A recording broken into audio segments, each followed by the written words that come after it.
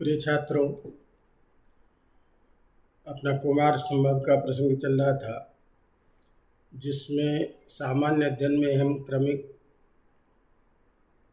एक एक बिंदु को लेकर के चर्चा कर रहे हैं। तो कल हमने ये चर्चा की थी कि कुमार संभव का पांचवा जो सर्ग है वो सर्वश्रेष्ठ सर्ग कहा जाता है। तो इसके पीछे क्या कारण है, या पांचवें सर्ग का क्या महत्व है, पांचवें सर्ग की विशेषता क्या है, या पांचवें सर्ग के आधार पर कुमार संभव का महत्व, ये सारी की सारी चीज़ें जितनी भी है, इसको किसी भी रूप में परीक्षा में हमें प्रश्न पूछे तो उसके जवाब के रूप में हमें इस तरह से उत्तर तैयार करना है, इस तरह से बिंदु रखने हैं जिससे सारे प्रश्नों का समाधान हमारा हो जाता है। तो कुमार संभव के पांचवें सर्ग की विशेषता और विशेषता की समीक्षा, ये जो बिंदु है इसके ऊपर में अपने को ध्यान रखना है। तो जैसा कि अपन पहले से चर्चा करते हैं कि कुमार संभव ये कुमार कार्तिकेय का जन्म और उसका जो प्रयोजन है, उस प्रयोजन या उसका परिणाम जो है वो फल है। तो परिणाम जो होने वाला है, जिसको हम उद्देश्य भी कहते हैं, जो काव्य का लक्ष्य है, उस काव्य के लक्ष्य में मूलभूत कारण है कुमार की उत्पत्ति कैसे हो।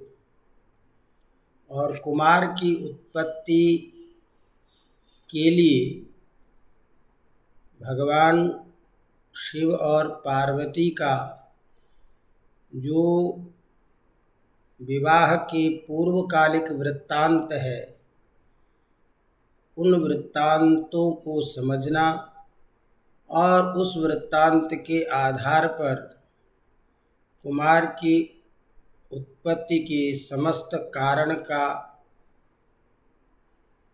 बोध होना, ये सारी की सारी चीज़ें पांचवें सर्ग में दिखाई देता है। तो इस सर्ग में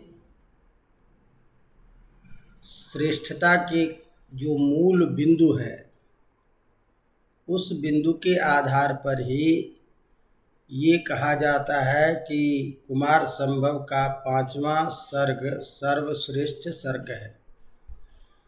इस सर्ग में भगवान शिव को प्रसन्न करने के लिए पार्वती की शिव के प्रति अनन्य प्रेम और उन्हें प्राप्त करने के लिए अत्यंत कठिन तपस्या का वर्णन है। तो इस बिंदु के आधार पर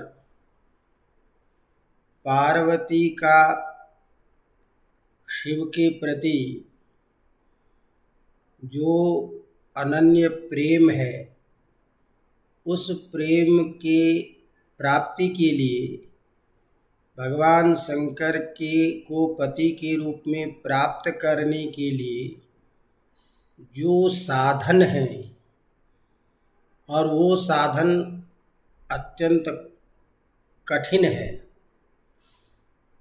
तो उस साधन की प्राप्ति के लिए पार्वती के द्वारा की गई जो कठिन तपस्या है और उसका जो परिणाम है, वो परिणाम इस सर्ग के आधार पर प्राप्त होता है। तो विशेष यदि हम आधुनिक दृष्टि से व्याख्या करें, बात करें, तो एक सीधा संदेश हमें प्राप्त होता है कि किसी चीज को लक्ष्य बना करके यदि नियमित रूप से उस लक्ष्य प्राप्ति के लिए जो उपाय है, उस उपाय के लिए यदि प्रयत्न किया जाता है, उसके लिए यदि कार्य किए जाते हैं, तो निश्चित रूप से वह कार्य सिद्ध होता है। तो परिश्रम से ही कार्य की सिद्धि होती है, ये संदेश इस सर्ग के द्वारा दिया जाता है। तो उसमें भी एक स्त्री की दृढ़ इच्छा शक्ति एवं उसकी प्राप्ति के लिए, उस कामना के, उस लक्ष्य की प्राप्ति के लिए अनन्य निष्ठापूर्वक संकल्पित होकर जो की गई साधना है, उसका सुखद परिणाम इस सर्ग में प्राप्त होता है। और जब कठिन तपस्या का जब सुखद परिणाम प्राप्त हो जाता है, काम सिद्ध हो जाता है, तो उस तपस्या में, उस परिश्रम में जितनी भी कठिनाई होती है, वो सभी प्रसन्नता में बदल जाती है। इसीलिए कार्य की सिद्धि होने पर वह परिश्रम, वह कठिनाई अपने आप समाप्त हो जाती है और वह कठिनाई भी एक सुखद आनंद को देने वाली होती है। तो इस तरह से यह जो सुखद संदेश है कि अपनी दृढ़ इच्छा शक्ति किसी कार्य के प्रति बना करके और संकल्पित हो करके निष्ठापूर्वक उस कार्य के लिए यदि प्रयास किए जाते हैं, तो उसका सुखद परिणाम हमें प्राप्त होता ही है। तो इस तरह से परिश्रम जन्य सुखद लक्ष्य की प्राप्ति का चित्रण, उस प्रसंग का चित्रण इस सर्ग में किया गया है। दूसरी बात, सौंदर्य की उन्नत एवं अन्यतम परिभाषा तथा उसके परिणाम का अन्यतम उदाहरण पार्वती का दृढ़ निश्चय होकर उसके द्वारा किए गए आचरणों को इस सर्ग में विशेष रूप से दिखाया गया है। इससे क्या संदेश मिलता है हमें कि वास्तविक जो सौंदर्य होता है वो आपके आचरण का सौंदर्य श्रेष्ठ होता है, मन के विचारों का सौंदर्य श्रेष्ठ होता है। शारीरिक सौंदर्य श्रेष्ठ नहीं माना जाता है भारतीय संस्कृति में। इसलिए शारीरिक सौंदर्य को ध्यान में न रख करके विचारों की सुंदरता, आचरण की सुंदरता, कार्य की सुंदरता से ही स्वामी प्रसन्न होते हैं। इसीलिए शरीर का सौंदर्य नाशवान है। सत्य निष्ठापूर्वक आचरण, लोक व्यवहार किया गया के रूप में जो ख्याति है, जो लक्ष्य की प्राप्ति है, वह सौंदर्य श्रेष्ठ सौंदर्य माना जाता है। तो इसीलिए इसी सर्ग में पार्वती ने अपने शरीर की सुंदरता से ये समझ लिया कि भगवान शंकर इस शारीरिक सौंदर्य से प्रसन्न होने वाले नहीं हैं, जो कामदेव को भी एक क्षण में जला करके भस्म कर दिए हैं। उनके लिए शारीरिक सौंदर्य से उनको प्रसन्न नहीं किया जा सकता है। तो इस तरह से अपने आचरण के द्वारा, कर्म के द्वारा, कठिन तपस्या के द्वारा शंकर को प्राप्त करने का जो संदेश है वह इस सर्ग में बताया गया है। तो शारीरिक सौंदर्य से दिव्य व्यक्तित्व को प्रसन्न नहीं किया जा सकता, अपितु उनके प्रति समर्पण ही प्रियतम को प्रसन्न करने में समर्थ होता है। तो इसका जो विशेष संदेश है ये इस सर्ग के प्रारंभ में ही दिखाई देता है कि पार्वती कामदेव को शिव के द्वारा भस्म किए जाने को देखकर अपने शारीरिक सौंदर्य की निंदा करती हुई प्रियतम के रूप में शिव को प्रसन्न करने की अपनी त्याग, तपस्या और कठिन परीक्षा प्रारंभ करती है और स्वयं ही सौंदर्य के परिणाम को बताती हुई कहती है कि प्रियेषु सौभाग्य फला ही चारुता। एक स्त्री को अपने लिए सबसे बड़ा सौंदर्य का फल क्या है कि अपने प्रियतम को प्रसन्न करना। यदि प्रियतम प्रसन्न होता है तो स्त्री के सौंदर्य का सबसे बड़ा परिणाम वही माना जाता है। तो प्रियेषु सौभाग्य फला ही चारुता, अपने प्रिय को रिझा लेना, प्रिय को प्रसन्न कर लेना ही स्त्री की सुंदरता है। और प्रिय जिस रूप में प्रसन्न हो उसके लिए उचित व्यवहार का आचरण करना चाहिए। और भगवान शंकर चूँकि शारीरिक सौंदर्य से प्रसन्न होने वाले नहीं हैं, अतः वो जिस रूप में प्रसन्न होंगे वो पवित्र आचरण से प्रसन्न होंगे, दिव्य तपस्या से प्रसन्न होंगे। इस प्रकार की धारणा को मन में रख करके पार्वती अपने लक्ष्य की प्राप्ति के लिए जो कठिन तपस्या का आचरण करती है उसका प्रसंग इसी सर्ग में दिखाई देता है। यही कारण है कि शिव को प्रियतम के रूप में प्राप्त करने की दृढ़ इच्छा वाली पार्वती को उसकी माँ मैना कठिन तपस्या से मना कर रही थी, रोक रही थी, लेकिन पार्वती की दृढ़ इच्छा शक्ति के सामने उसकी माँ भी तपस्या से उसने नहीं रोक सकी। और इस तरह से कालिदास ने यहाँ सूक्ति के माध्यम से ये समझाते हैं कि कौ ईप्सितार्थ स्थिर निश्चयं मनः पयश्च निम्नाभिमुखं प्रतीपयेत, कि जो दृढ़ इच्छा शक्ति किसी चीज़ के प्रति बना दे उसको अपने दृढ़ इच्छा शक्ति से रोकना,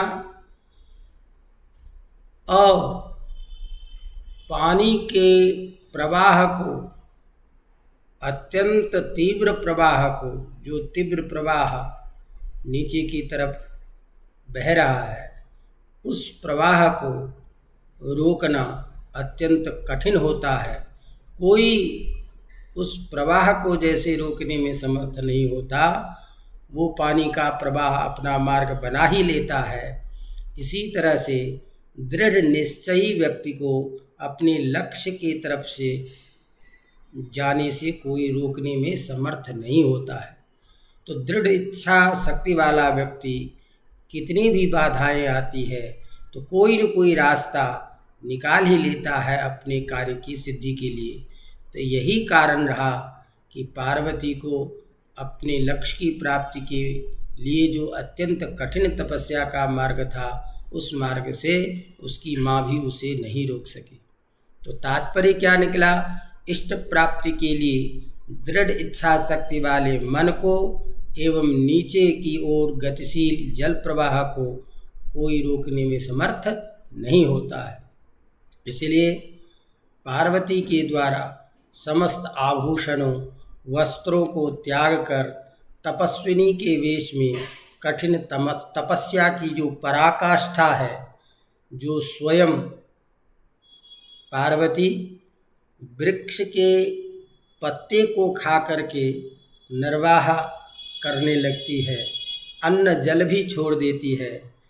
इसीलिए इस प्रियभाषिनी पार्वती को अंत में पत्ता भी खाना जब छोड़ देती है तो उसका नाम अपर्णा हो जाता है। तो पर्ण से रहित होकर के भी पहले अन्न जल खाना छोड़ दिया, कठिन तपस्या के बाद वृक्ष के पत्ते को खा करके जीने लगी, फिर भी भगवान प्रसन्न नहीं होते हैं तो पत्ता भी खाना छोड़ दी। इसीलिए पार्वती का नाम अपर्णा है। तो इस तरह से पार्वती की अनन्य निष्ठा, भक्ति एवं तपस्या का ही जो परिणाम है, जो शिव को स्वयं पार्वती के सम्मुख आना पड़ा एवं पार्वती की प्रेम की परीक्षा लेने के लिए भगवान शंकर स्वयं ब्रह्मचारी के वेश में आते हैं और प्रसन्न होकर शिव को यह कहना पड़ता है कि तुम्हारी तपस्या के कारण मैं तुम्हारा खरीदा हुआ दास के समान मैं तुम्हारे सामने स्थित हूँ, अर्थात मैं तुम्हारा दास बन गया हूँ। इस तरह से ये एक शिक्षा हमें ये भी मिलती है कि जो अपने ईश्वर के प्रति, अपने स्वामी के प्रति, अपने मालिक के प्रति दृढ़ इच्छा से, उसके प्रति उसकी अनन्य निष्ठा भक्ति से, उसकी प्रति लगन भाव, अपने प्रसन्न मन से यदि उसके कार्य के प्रति सन्नद्ध होते हैं, उनके चिंतन में अपने को आत्मसात कर लेते हैं, ऐसे के लिए निश्चित रूप से भक्त को दर्शन के लिए, भक्त को प्राप्त करने के लिए स्वयं भगवान वहाँ पहुँचते हैं और मालिक भी इसी रूप में उसकी तपस्या से प्रसन्न होकर, उसके कार्य से प्रसन्न होकर के उसके दास बन जाते हैं। तो जैसे कोई पैसा दे करके अपने किसी नौकर को, अपने किसी सामग्री को अपने अधीन कर लेता है, उसी तरह से भगवान शंकर कहते हैं कि तुमने अपने परिश्रम से, त्याग से मुझे अपना दास बना लिया है। तो भगवान शिव कहते हैं अद्य प्रभृत्यवनतांगि तवास्मि दासः क्रीतस्तपोभिरिति वादिनि चंद्रमौलु अन्नायसात् त्रियमजं क्रममुत्सर्गम क्लेशः फलेन ही पुनर्नवताम विधत्ते। ये सूक्ति वाक्य है कि आज से मैं तुम्हारा खरीदा हुआ दास बन गया हूँ। हे अनंतांगी, हे अत्यंत सुंदरी, आज से तुम्हारी तपस्या और तुम्हारे इस परिश्रम से खरीदा गया मैं तुम्हारा दास हूँ। अतः तुम यह असाध्य जो कठिन तपस्या है, आज तुम उसको छोड़ दो। तो वस्तुतः कार्य की सिद्धि हो जाने पर उस कार्य की सिद्धि में होने वाला कष्ट जो होता है वो समाप्त हो जाता है। तो इस प्रकार हम देखते हैं कि भगवान शंकर की प्राप्ति के लिए एक स्त्री की दृढ़ इच्छा शक्ति के सामने, उसकी कठिन तपस्या के सामने भगवान शंकर स्वयं श्रद्धावनत होकर के उसके अधीन हो जाते हैं। तो ब्रह्मचारी के वेश में भगवान शिव की पार्वती के का जो यह उक्त संवाद है, यही उक्त संवाद और दोनों के परस्पर प्रेम से आसक्त होकर के एक दूसरे के प्रति अधीन होना, एक दूसरे के प्रति विवाह प्रेम के सौंदर्य का जो अत्यंत चरमोत्कर्ष जो एक निष्ठा है परस्पर, उसकी सिद्धि हो जाने के कारण यही इस ग्रंथ का, इस सर्ग का मुख्य उद्देश्य है, जो परस्पर एक दूसरे से आकृष्ट होते हैं और उस आकृष्ट होने के कारण कुमार के संभव अर्थात कार्तिकेय की उत्पत्ति होने का मूल बीज यहीं पर में सिद्ध हो जाता है। तो ग्रंथ का मूल लक्ष्य, ग्रंथ की रचना का जो मूल बीज है, पार्वती और शिव के प्रसन्न होने के बाद उसके कुमार की उत्पत्ति की कथा का प्रसंग, उस प्रसंग का संपूर्ण बीजारोपण परस्पर पार्वती और शंकर के प्रसन्न होने से इस सर्ग में प्राप्त होता है। इस तरह से इस सर्ग के द्वारा व्यक्ति की दृढ़ इच्छा शक्ति के से अपने लक्ष्य की प्राप्ति, अनन्य प्रेम, और अनन्य प्रेम में मूल जो है वो आचरण की सुंदरता, व्यवहार की सुंदरता, इस तरह के समस्त विषयों का चित्रण करके और समाज को एक स्त्री के लिए ऐसा संदेश दिया जाता है कि यदि स्त्री अपने लक्ष्य की भी प्राप्ति में दृढ़ इच्छा शक्ति रख ले तो ऐसे अनन्य प्रेम वाले पति पत्नी के परस्पर संबंध के कारण वह परिवार, वह संसार, वह समाज अत्यंत प्रतिष्ठित होता है और लक्ष्य की सिद्धि प्राप्त हो जाती है। अतः इस सर्ग में जहाँ एक तरफ स्त्री के प्रति अनन्य निष्ठा का आचरण, कर्तव्य के प्रति सजग रहने का संदेश, अपने लक्ष्य की प्राप्ति के लिए एकाग्र होकर के कार्य करना, इन समस्त बिंदुओं को देखते हैं। इस सब की सिद्धि इस सर्ग में कालिदास के द्वारा दिखाई गई है, जिसके कारण यह कुमार संभव पंचम सर्ग सबसे श्रेष्ठ सर्ग माना जाता है।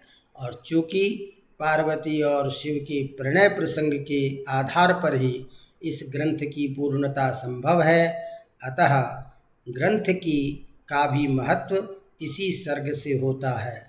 तो इस तरह कुमार संभव का यह सर्ग अत्यंत श्रेष्ठ माना गया है।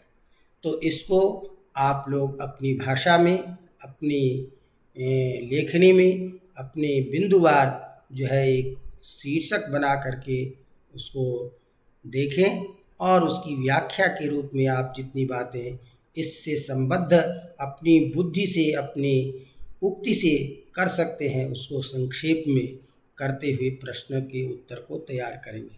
अवगतम। तो इस तरह से एक प्रश्न संपन्न होता है।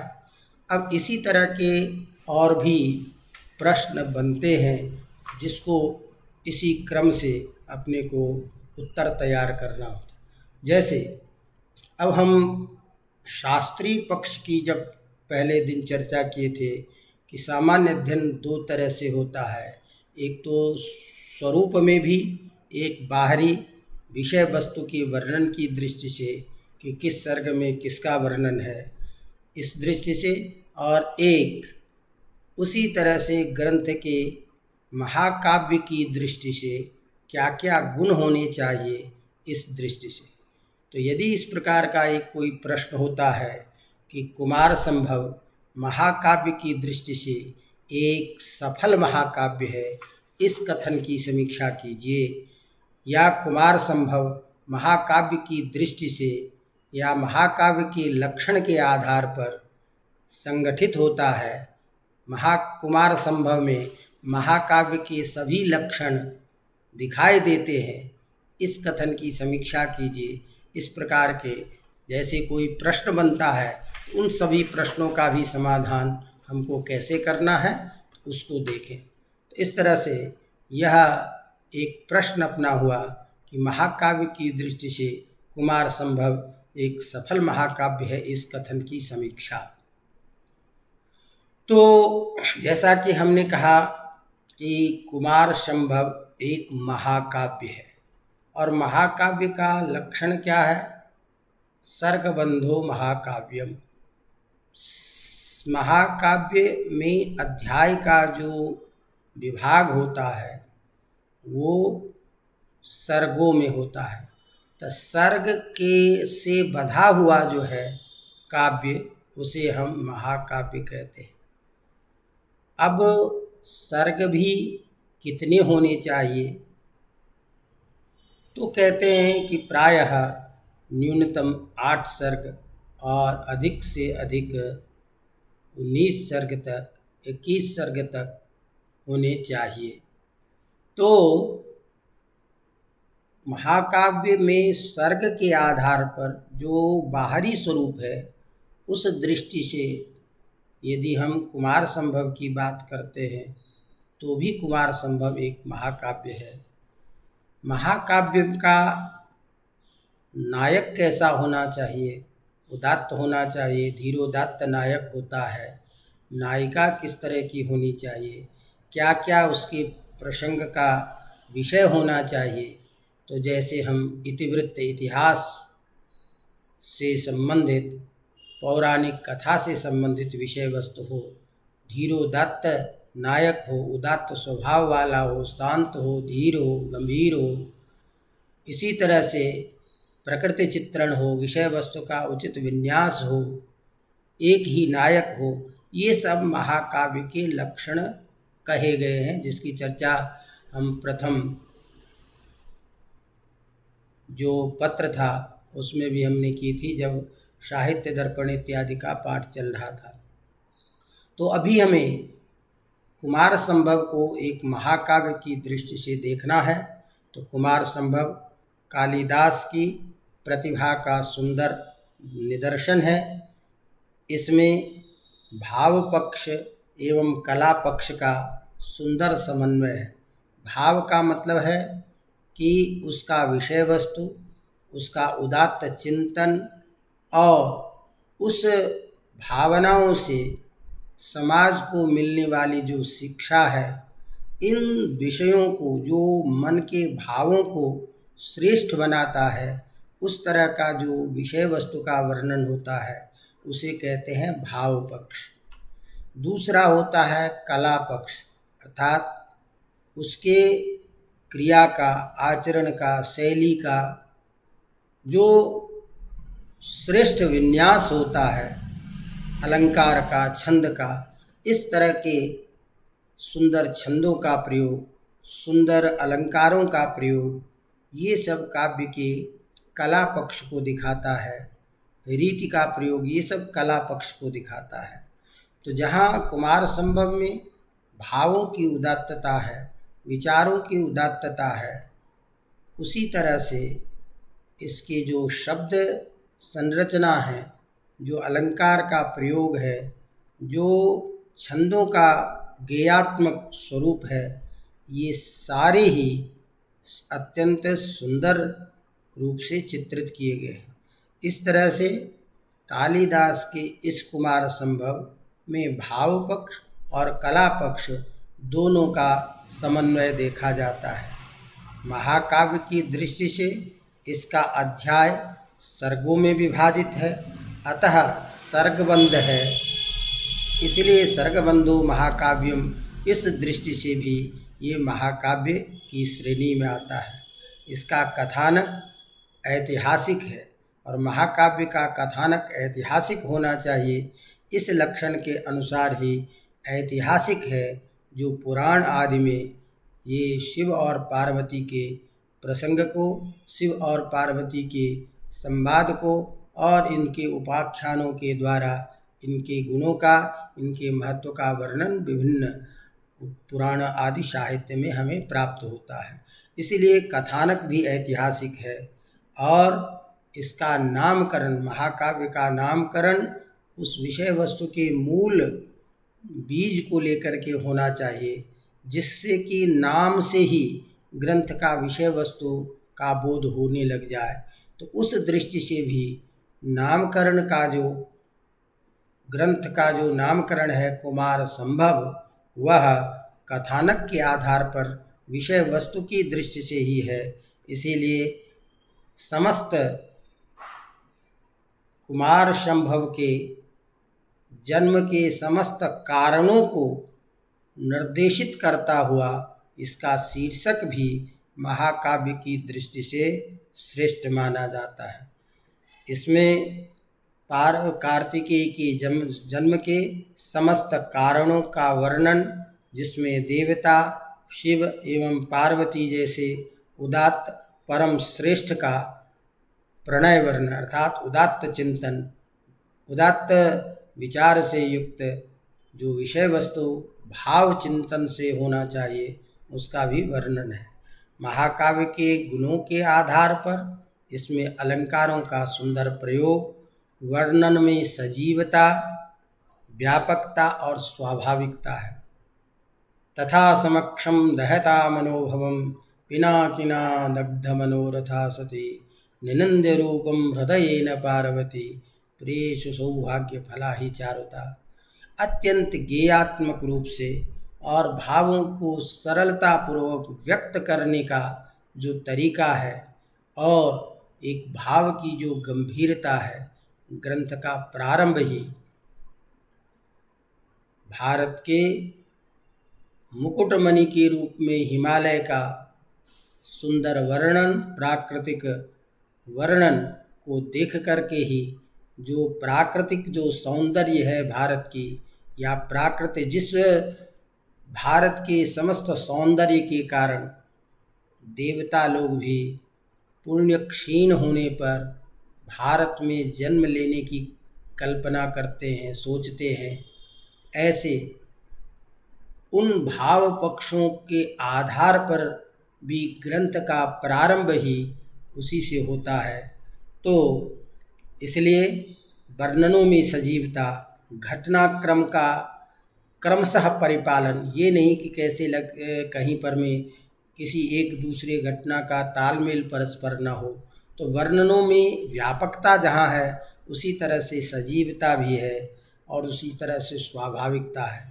भाषा का परिष्कार, कल्पना की उदात्तता, भावों की मनोज्ञता, रसों का सुंदर परिपाक, प्रधान रस श्रृंगार है जो सर्वांगीण रूप से समस्त जो उत्कट के साथ साथ श्रृंगार का जो उच्चतम रूप है, उस उच्चतम रूप के का वर्णन इस कुमार संभव में दिखाई देता है। जहाँ एक तरफ तपोमूल का उदात्त एवं परिष्कृत प्रेम के महत्व का प्रतिपादन इसमें किया गया है, उसी तरह उन विषयों को सुंदर छंद योजना के द्वारा, सुंदर अलंकार के प्रयोग के द्वारा इसे सजाया गया है।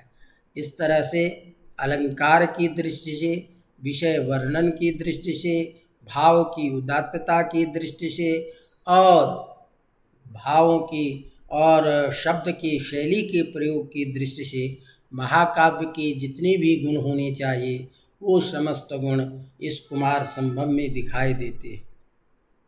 कुमार संभव की सर्वसे अधिक, जिसे सर्वातिशायिनी हम विशेषता कहते हैं, वो विशेषता है कि प्रणय की गंभीर गहनता, जिसमें सभी गुणों का स्वरूप अंतर्भूत हो जाता, जिसमें वासना दग्ध हो जाती है।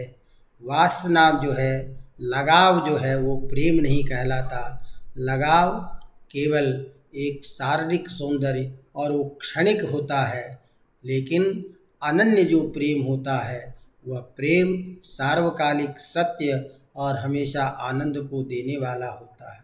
तो इस तरह से प्रणय की गंभीर गहनता, जिसमें रूप सारे समाविष्ट हो जाते हैं, जिसमें रूप का, शारीरिक सौंदर्य का, शारीरिक रूप का कोई स्थान नहीं रह जाता, जिसमें वासना दग्ध हो जाती है, इस तरह के अनन्य प्रेम का वर्णन इस काव्य में दिखाई देता है। अपने प्रियतम के प्रति अनन्य प्रेम, उसमें अत्यंत निष्ठा, दृढ़ विश्वास आदि का पार्वती के द्वारा किया गया चित्रण भारतीय नारी के उदात्त व्यक्तित्व को चित्रित करता है और इसे अमर संदेश देने में, इस प्रकार के एक भारतीय नारी के आदर्श को स्थापित करने के लिए यह सारा दिखाई देता है। अतः यह अमर संदेश स्त्री शिक्षा के प्रति, स्त्री की पारिवारिक जीवन को एक सुदृढ़ बनाने के रूप में भी अमर संदेश देने वाला यह काव्य है। 17 सर्गों में विभक्त यह महाकाव्य, यद्यपि 8 सर्गों तक कालिदास की रचना मानी जाती है, किंतु संपूर्ण सर्गों के बिना काव्य के संपूर्ण उद्देश्य का समावेश नहीं हो पाता। अतः संपूर्ण 17 सर्गों से युक्त महाकाव्य की दृष्टि से सभी पक्षों से समन्वित यह महाकाव्य सुंदर, अलंकार, अलंकृत, उदात्त भाव, उदात्त कथानक से युक्त, मनोहारी प्राकृतिक विषयों का, पर्वतों का, नदियों का, झरना का, सूर्य चंद्र इत्यादि जो हमारे प्राकृतिक विषय है, उन समस्त विषयों का यथा स्थान सुंदर तरीके से समायोजन किया गया है। और सबसे बड़ी बात यह है कि समाज को सीधे तरीके से एक पारिवारिक जीवन को स्थापित करने के लिए यह ग्रंथ अत्यंत महत्वपूर्ण संदेश देता है। इस तरह से भाव की दृष्टि से, विचारों की दृष्टि से, वर्णन शैली की दृष्टि से, अलंकार के प्रयोग की दृष्टि से, सुंदर छंद की योजना की दृष्टि से और नायक आदि के उदात्त नायिका के अपने स्वामी के प्रति अनन्य भक्ति पूर्ण व्यवहार के द्वारा जो एक श्रेष्ठ महाकाव्य के लक्षण होने चाहिए, वो सारे के सारे लक्षण इस कुमार संभव में दिखाई देते हैं। अतः यह कुमार संभव अत्यंत श्रेष्ठ महाकाव्य के रूप में या महाकाव्य के सभी लक्षणों से युक्त महाकाव्य माना जाता है। तो इस तरह से संक्षेप में हम इन सारी चीज़ों को लिखेंगे और धीरे धीरे एक दो प्रश्न और होगा जो सामान्य दिन के लिए काफ़ी होगा। आप लोग इसके प्रमुख जो सूक्ति हैं, कुछ सूक्ति की चर्चा हम भी आपको करेंगे, उस सूक्ति का ध्यान जरूर रखिएगा। सूक्ति को अर्थ के साथ जिसमें बहुत व्यवहारिक संदेश मिलता है, तो उस सूक्त और वो सूक्ति आपके मौखिक परीक्षा में भी पूछे जाते हैं। तो ऐसे जो प्रसिद्ध सूक्त हैं जो आपको विषय वस्तु की व्याख्या करने में भी मदद करते हैं, उन सूक्तों को भी आप ध्यान से देखेंगे तो क्रमिक हम फिर आगे की चर्चा आगे के पाठ में करते हैं। आज इतना ही, इसी के साथ विराम लेते हैं।